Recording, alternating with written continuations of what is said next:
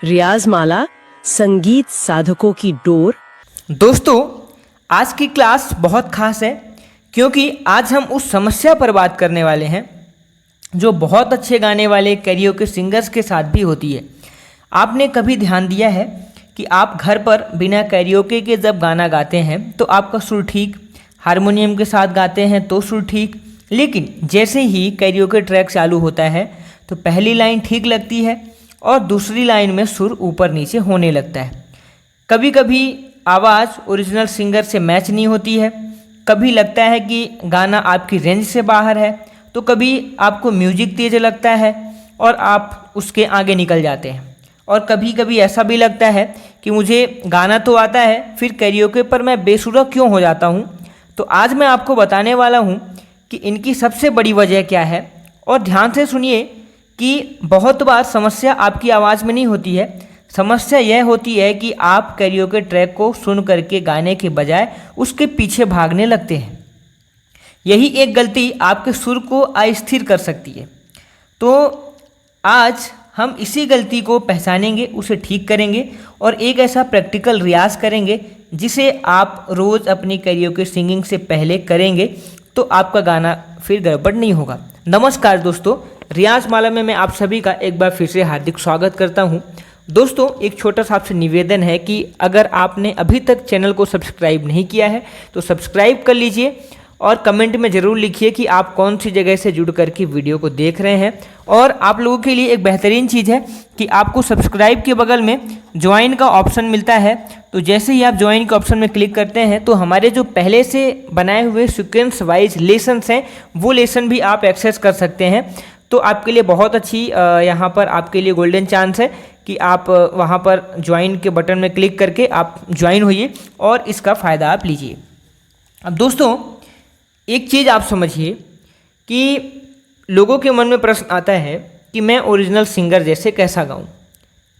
आपका सवाल ये होना चाहिए कि मेरा सा कहाँ है और मेरा सुर कहाँ बैठ रहा है, क्योंकि यहीं से असली सिंगिंग शुरू होती है। अभी आपको ये नहीं सीखना है कि मैं ओरिजिनल सिंगर के जैसे कैसे गाऊं, वो तो आप खुद गाने लगेंगे। ये सवाल जो है ये पूछने का सवाल नहीं है, ये आपको फिर महसूस होगा, आप उस तरीके से गाने लगेंगे। जब आपका असली सा पता चल जाएगा आपके सुर स्थिर हो जाएंगे। तो पहले कैरियोके और सामान्य रियाज में आप अंतर समझिए। पहला हमारा पॉइंट आज का ये है कि कैरियोके और सामान्य रियाज, कैरियोके के साथ सामान्य रियाज, सामान्य रियाज में अंतर। कैरियोके और सामान्य रियाज में सबसे पहले एक बात आप समझिए कि जब आप हारमोनियम के साथ रियाज करते हैं तो आपके पास एक रेफरेंस होता है। आप सा सुनते हैं, फिर रे सुनते हैं, फिर गा सुनते हैं, आपके कान को स्वर का आधार मिल जाता है। लेकिन कैरियोके ट्रैक में एक बहुत सारी चीज़ एक साथ चल रही होती है, जैसे कि म्यूजिक चल रही है, रिदम चल रहा है, बेस चल रहा है, अरेंजमेंट चल रहा है और इसके अलावा इंटरल्यूड चल रहा है। तो ओरिजिनल सिंगर की पीछे से बैकग्राउंड में आवाज़ भी चल रही है और कई बैकग्राउंड इंस्ट्रूमेंट्स चलते हैं। तो अब बिगनर सिंगर क्या करता है कि वह अपनी आवाज़ को इन सब के बीच फिट करने की कोशिश करता है। यहीं से गलती शुरू होती है। आपको कैरियोके के पीछे नहीं भागना है, आपको कैरियोके के ऊपर जो स्वर रेखा बनाइए, कैरियोके के ऊपर अपनी स्वर रेखा बनानी रखनी चाहिए आपको। इसको आप एक उदाहरण समझिए कि मान लीजिए कि आप किसी सड़क पर गाड़ी चला रहे हैं। यदि आप हर दूसरी गाड़ी को देख करके अपनी स्टीयरिंग बदलेंगे तो आपकी गाड़ी अस्थिर हो जाएगी। लेकिन यदि आप अपनी लेन को एक स्पष्ट रखें तो आसपास की गाड़ियां होने के बावजूद आप अपनी दिशा बनाए रखेंगे। तो कैरियोके सिंगिंग में भी लेन का मतलब होता है कि आपका सुर, अगर आप सुर बनाए रहेंगे तो आप सही दिशा में जाएंगे। तो सबसे पहली गलती कि गाने का जो सा है वो पहचान करके शुरू ना करना। ये जो गलती होती है कि गाने का सा ना पहचानना, गाने का सा ना पहचानना और इसके बाद गाना शुरू करना, बिना पहचाने ही गाने को शुरू कर देना, ये पहली गलती है। अब मैं चाहता हूँ कि आप इस बात को बहुत गंभीरता से समझें कि किसी भी कैरियोके ट्रैक पर गाना शुरू करने से पहले आपको ये पता होना चाहिए कि गाने की क्या है, आपका कंफर्टेबल सा कहाँ बैठेगा। बहुत से विद्यार्थी सीधे प्ले दबाते हैं, म्यूजिक शुरू हुआ और जैसे ही पहला शब्द आया वो तुरंत गाने लगते हैं। यह ऐसा है जैसे किसी ने आपसे कहा कि दौड़ो और आपने यह भी नहीं देखा कि दौड़ना किस दिशा में है। तो हारमोनियम उठाइए इस वीडियो को देखने के बाद और मान लीजिए कि आपका स्केल सी है, या फिर आपको जो भी स्केल है पहले तो अपना आप स्केल ढूंढिए, C, C sharp, D, D sharp, या फिर आपका ए स्केल है या फिर बी स्केल है। जो स्केल आपका है पहले तो आप अपना स्केल चुनिए, फिर उस स्केल में सा बजाइए, फिर सा बजाने के बाद आप उसी स्केल में सारे गामा की प्रैक्टिस कीजिए। आप जिस गाने को गाना चाहते हैं पहले उस गाने का भी स्केल निकालिए, गाने का क्या स्केल है, उस गाने के स्केल में फिर आप सारे गामा की प्रैक्टिस करें। ये भी आपको काम करना है। और कैरियोके ट्रैक की अगर मान लीजिए किसी भी गाने की स्केल सा है तो आप उसके स्केल में सारे गामा का अभ्यास करेंगे। तो पहला अगर ये चीज़ देखना है कि आपका स्केल क्या है, जिस स्केल में आप कंफर्टेबल हैं उसी स्केल के गाने को चुनिए। अगर मान लीजिए कि आप सी में हैं और आप डी स्केल का गाना चुन रहे हैं तो आपको कठिनाई आएगी, तो इसलिए सी स्केल के गाने को ही चुनिए।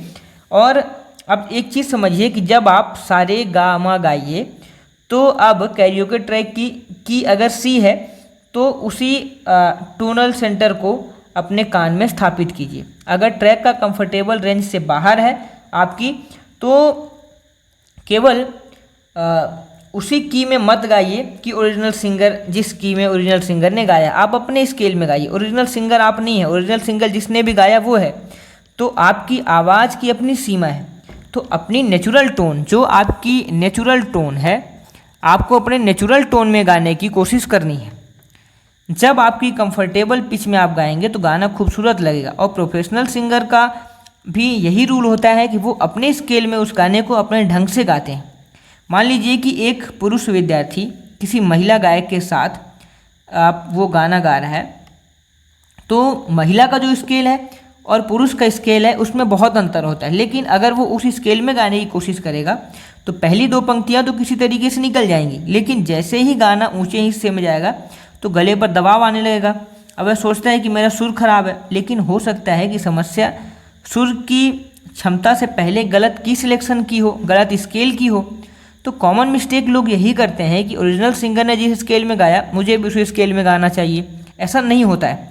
ओरिजिनल की का सम्मान कीजिए, अपने स्केल का सम्मान कीजिए, लेकिन अपनी वॉइस रेंज के हिसाब से ही गाइए। जो भी आपका वॉइस रेंज है आप उसमें गाएंगे तो आप बेहतर गाएंगे। अब दूसरा कि असली समस्या है कि ट्रैक को सुनना और अपनी आवाज़ को ना सुनना।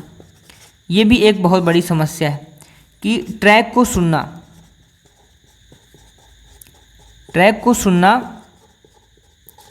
अपनी आवाज़ ना सुनना। दोस्तों अब आते हैं आज की जो महत्वपूर्ण गलती पर कि बहुत से कैरियोके सिंगर म्यूजिक को बहुत ध्यान से सुनते हैं लेकिन अपनी आवाज़ को नहीं सुनते। वे सोचते हैं कि म्यूजिक कहाँ जा रहा है, बीट कहाँ है, ओरिजिनल सिंगर कैसे गा रहा है, लेकिन यह नहीं सुनते हैं कि मैंने जो स्वर लगाया क्या वह सही बैठा या नहीं बैठा। यही अंतर है। एक छोटा सा प्रयोग आप करिए। अभी वीडियो को आप रोकिए और हारमोनियम पर सा बजाइए, बिना किसी ट्रैक के केवल सा बजाइए।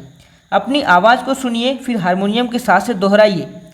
अब अपनी आवाज़ की तुलना कीजिए, क्या दोनों बिल्कुल सही जगह एक जगह महसूस हो रहे हैं। अगर नहीं हो रहे तो भी घबराइए मत, ये तो ईयर ट्रेनिंग है।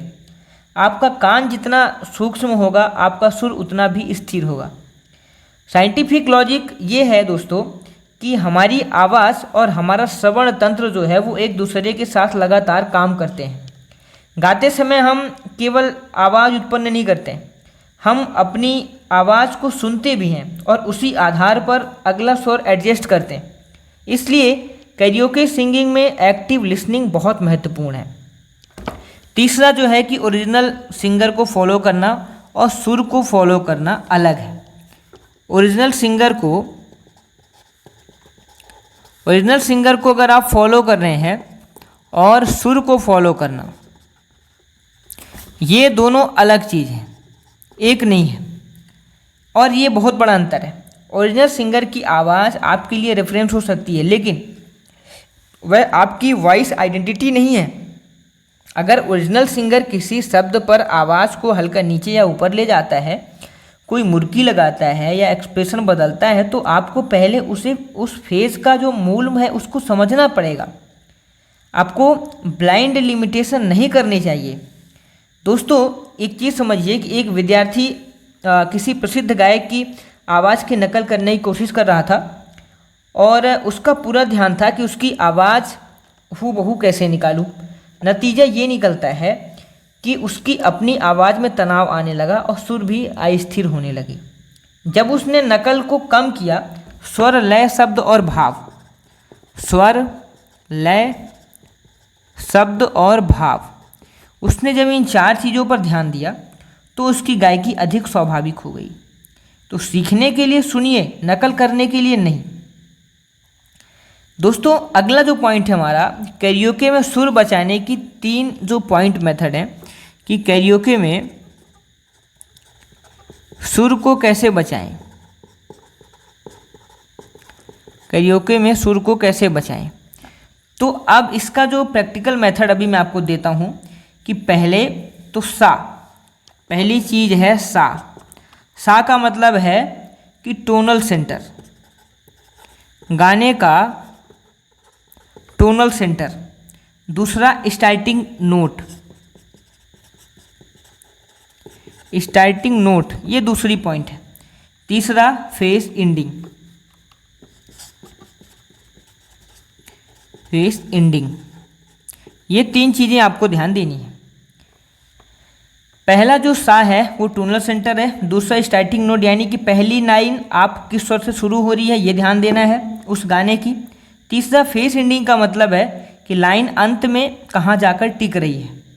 अब इन तीनों को पहचान लेने के बाद आपका कान ट्रैक में कभी भी नहीं भटकेगा। आप अगर 3 चीज़ों को आप अगर डिसाइड कर लें तो आपको फिर कहीं भी दिक्कत नहीं होगी। अब मान लीजिए कि कोई एक पंक्ति है, आप उसे सीधे गाने की बजाय पहले बोलिए, फिर उसकी लय बोलिए, अब उसके सुर को पहचानिए, फिर हारमोनियम पर उसको थोड़ा सा बजाने की कोशिश कीजिए, फिर बिना ट्रैक के बजाइए और सबसे अंत में फिर कैरियोके ट्रैक के साथ गाइए। यही क्रम है। यहाँ पर क्रम मैं बताता हूँ कि पहला क्रम है बोल, जिस तरीके से मैंने अभी बताया, फिर लय, फिर इसके बाद सुर, फिर हारमोनियम, फिर हारमोनियम के बाद बिना ट्रैक के, बिना ट्रैक, और फिर बिना ट्रैक के बाद कैरियोके ट्रैक। ये काम आपको करना है, बोल, लय, सुर, हारमोनियम, बिना ट्रैक और कैरियोके ट्रैक। इसे मैं कहूँगा कैरियोके कंट्रोल सीक्वेंस। यदि आप इसे रोज़ अभ्यास करते हैं तो ट्रैक आपके लिए समस्या नहीं रहेगा। अब बात आती है कि ब्रीदिंग और वॉइस कल्चर। ब्रीदिंग व वॉइस कल्चर। दोस्तों, कैरियोके पर सांस की बात ही हो रही है कि कैरियोके पर कई विद्यार्थी लाइन के बीच में सांस लेते हैं क्योंकि उन्हें पता नहीं होता है कि सांस कहाँ लेनी है। इससे आपका फेस टूटता है। आपको गीत की पंक्ति पहले बोलकर देखनी है, जहाँ अर्थ और स्वाभाविक रूप से जहाँ पर विराम है, जहाँ पर गैप है, वहाँ पर रुकना है और वहीं पर सांस लेने की योजना को बनाना है। ये तब होगा जब आप उस गाने को बेहतर तरीके से सुनेंगे और समझेंगे। आपको ध्यान ये रखना है कि हर जगह ज़बरदस्ती लंबी सांस लेने की आवश्यकता नहीं है। सांस आरामदायक होनी चाहिए। गाने से पहले 3 से 5 मिनट हल्का हमिंग और कंफर्टेबल सा को अभ्यास करें। गला दबा करके गर्म करने की कोशिश कभी भी ना करें। इसके बाद अगला जो पॉइंट है वो पॉइंट है लय का। कई बार विद्यार्थी सोचता है कि उसका सुर खराब है, लेकिन वास्तव में वह बीट से आगे या पीछे जा रहा होता है। कैरियोके ट्रैक में रिदम स्पष्ट होती है। आपको पहले सिर्फ ताल पर बोलने का अभ्यास करना चाहिए, जैसे कि उदाहरण के लिए 1 2 3 4, इस तरीके से 1 2 3 4, इस तरीके से आपको ये अभ्यास करना है और इसी बीट में आपको गाने को बोलने की कोशिश करना है। यदि आप सुर और लय दोनों को एक साथ संभालने की कठिनाई महसूस करते हैं तो पहले दोनों को अलग अलग अभ्यास करिए। कॉमन मिस्टेक लोग यहाँ पर ये करते हैं कि ट्रैक शुरू होते ही बिना सा को सुने गाना। सोल्यूशन है कि पहले आप टोनल सेंटर महसूस करिए, दूसरी गलती, ओरिजिनल सिंगर की आवाज़ को नकल करना। तो पहले मेलोडी और पिच को समझिए। तीसरी गलती की गलत स्केल में गाना, अपनी कंफर्टेबल रेंज के अनुसार ही स्केल को चुनिए। फिर चौथी गलती है कि म्यूजिक सुनने के चक्कर में अपनी आवाज़ को ना सुनना, पहले अपनी आवाज़ को मॉनिटर करिए। पांचवी गलती की ऊंचे सुर पर आवाज़ को धक्का देना, कंफर्टेबल प्रैक्टिस रेंज में धीरे धीरे ऊपर गाइए। और छठी गलती है कि हर गलती के बाद रुक जाना, पूरे फेस को पूरा करें, फिर गलती आइडेंटिफाई करके दोबारा अभ्यास करें। अब आपको क्या काम करना है, आपको मैं यहाँ पर 20 मिनट का आपको एक मैं रूटीन बताता हूँ। इस 20 मिनट में आपको क्या करना है, पहले 5 मिनट सा और ईयर ट्रेनिंग। जैसे कि आप सा का अभ्यास करेंगे, इसको सा को 4 बार बोलेंगे और फिर इसके बाद सा रे सा, एक सुर ऊपर जाएंगे, एक सुर नीचे आएंगे, फिर सा रे गा रे सा, फिर इसके बाद एक सुर और आगे जाएंगे, सा रे गा मा गा रे सा, मा तक गए। फिर अब अगली बार पा तक जाएंगे, सा रे गा मा और पा, फिर यहाँ से वापस आएंगे, मा गा रे और सा। ये आपको अभ्यास करना है। इसके बाद अगले 5 मिनट वॉइस कोऑर्डिनेशन यानी कि हल्की हमिंग करनी है। 5 मिनट आपको हमिंग वॉइस कोऑर्डिनेशन में जाना है। और इसके बाद जो आपका काम है, अगले 5 मिनट जो सॉन्ग की प्रिपरेशन करनी है, गाने की तैयारी करनी है। अपने पसंदीदा कैरियोके सॉन्ग को केवल एक लाइन सुनिए और उस लाइन को बोलिए, लय में बोलिए, हारमोनियम पर बजाइए, फिर गाइए। ध्यान दीजिए कि बोलिए, फिर लय में बोलिए, फिर हारमोनियम पर बजाइए, फिर गाइए। और अंतिम 5 मिनट आपको कैरियोके अब उस लाइन को ट्रैक के साथ गाइए, लेकिन पूरा गाना नहीं, एक लाइन को 5 बार गा करके सही करना है। पूरे गाने को एक बार में गाने से ज़्यादा उपयोगी हो सकता है कि आप एक ही लाइन को सही करने में आप समय दे दीजिए। ऐसे में आपके अगले लाइन की भी तैयारी हो जाती है। अब आपके लिए होमवर्क ये रहेगा कि आज आपको एक बहुत महत्वपूर्ण होमवर्क करना है कि कोई भी पसंदीदा कैरियोके गाने को लिखना है, सुनना है और कमेंट करना है पहले कि आपको कौन सा गाना पसंद है। उसकी केवल 4 पंक्तियाँ लीजिए और फिर 5 चरणों में अभ्यास कीजिए कि पहले बोल, फिर दूसरा केवल लय, फिर तीसरा हारमोनियम के साथ सुर, फिर चौथा बिना कैरियोके ट्रैक के, फिर 5वां कैरियोके ट्रैक के साथ। फिर अपनी रिकॉर्डिंग को सुनिए और अपनी कॉपी में लिखिए। मेरी सबसे बड़ी समस्या क्या थी कि सुर, सांस, लय की या लिसनिंग, आपको ये लिखना है अपनी डायरी में क्या समस्या था इनमें की। और अगर आप ईमानदार हैं तो आप ये काम करेंगे, संगीत के प्रति सजग हैं तो, क्योंकि सुधार वहीं से शुरू होता है जहाँ से आप अपनी गलती को स्वीकार करते हैं। तो आज की पूरी मास्टर क्लास को हम 5 शब्दों में याद रखेंगे कि सा, स्केल और लिसनिंग और लय और कंट्रोल। तो कैरियोके पर सुर बिगड़ने का कारण हमेशा आपकी आवाज़ खराब होना नहीं है, कई बार कारण होता है गलत स्केल, स्टार्टिंग नोट की जानकारी ना होना, ट्रैक के पीछे भागना, अपनी आवाज़ को ना सुनना और लय से असंतुलन होना। और आज का जो सबसे महत्वपूर्ण अभ्यास है कि बोल, लय, सुर, हारमोनियम और बिना ट्रैक के और फिर कैरियोके के, इसे अपनी प्रैक्टिस का हिस्सा बनाइए। आज का जो गुरु मंत्र है, कैरियोके को फॉलो मत करो, अपने सुर को फॉलो करो, म्यूजिक को सुनो, लेकिन अपनी आवाज़ को उससे भी ध्यान से सुनो। और एक बात हमेशा याद रखना कि अच्छा कैरियोके सिंगर वह नहीं होता जो ओरिजिनल सिंगर की नकल करे। अच्छा कैरियोके सिंगर वह है जो किसी भी ट्रैक के अंदर अपना सुर, अपनी आवाज़ और अपने भाव को बनाए रखे। तो सही की चुनने के बावजूद कैरियोके पर हाई नोट क्यों नहीं लग रहा है, इसको हम अगले वीडियो में समझेंगे। और हम प्रैक्टिकल तरीके से समझेंगे कि अपनी वास्तविक वोकल रेंज को कैसे पहचानें, कौन सी की आपके लिए कंफर्टेबल है, हाई नोट पर गला दबने से कैसे बचें, चेस्ट और हेड रेजोनेंस के कोऑर्डिनेशन को कैसे समझें, हाई नोट के लिए ब्रीदिंग का सही उपयोग, हारमोनियम पर सा, अपर सा तक कैसे सिस्टमेटिक रियाज करें, ये सारी चीज़ों के बारे में हम अगले वीडियो में बात करेंगे। तो अगले पार्ट में हम केवल यही नहीं सीखेंगे ऊंचा सुर कैसे लगाना है, हम सीखेंगे कि ऊंचे सुर को सही, कंट्रोल और म्यूजिकल कैसे बनाना है। तो आप गाते रहिए, अभ्यास करते रहिए। सिर्फ गाने वाले और ट्रेनर, सिंगर जो भी हैं वो अगर अच्छा करना चाहते हैं तो उसके लिए केवल और केवल एक चीज़ है, रियाज और प्रैक्टिस। जितना आप करेंगे उतना आगे निखरते हुए जाएंगे। सब्सक्राइब कर लीजिए, चैनल को ज्वाइन कर लीजिए ताकि आप वो वीडियोज़ को देख सकें। मिलते हैं अगले वीडियो में, तब तक के लिए धन्यवाद। Thanks for watching. नमस्कार।